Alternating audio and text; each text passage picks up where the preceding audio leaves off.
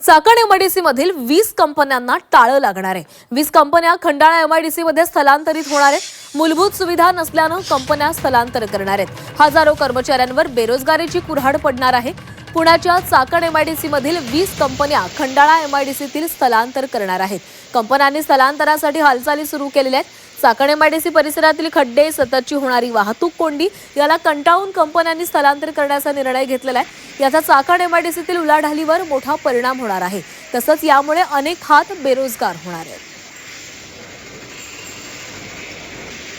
माणसाला जगण्यासाठी आणि उद्योग करण्यासाठी मूलभूत गोष्टी लागतात। त्यामध्ये रस्ते लागतात, कारण आपल्याला वाहतूक, आपल्याला स्वतःला कम्युटिंग करावं लागतं।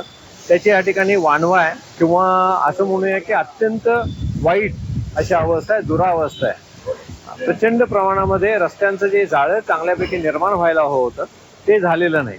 त्यामुळे आम्हाला उद्योगधंदे करण्यामध्ये प्रचंड अडचणी येतात।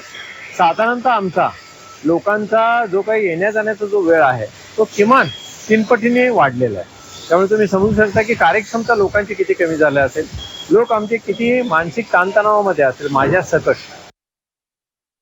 7-8 महिने आम्ही जेव्हा विचार विनिमय केला तेव्हा असं लक्षात आलं की आता इथं काही पर्याय होत नाहीये। इथं सगळीकडनं आपल्याला अडचणींना सामोरं जायला लागतंय। मग सगळ्यांनी सांगितलं की इथं पुढं आपण दुसरीकडे कुठेतरी बघू, म्हणून आम्ही जवळजवळ 4-5 पर्याय काढले होते।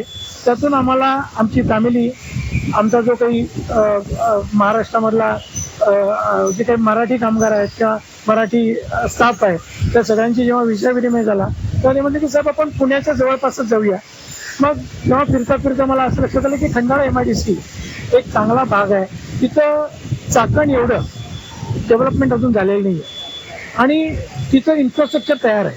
आता जर का तुम्ही बघाल तर तिथंही मोठ्या मोठ्या कंपन्या आलेल्या आहेत।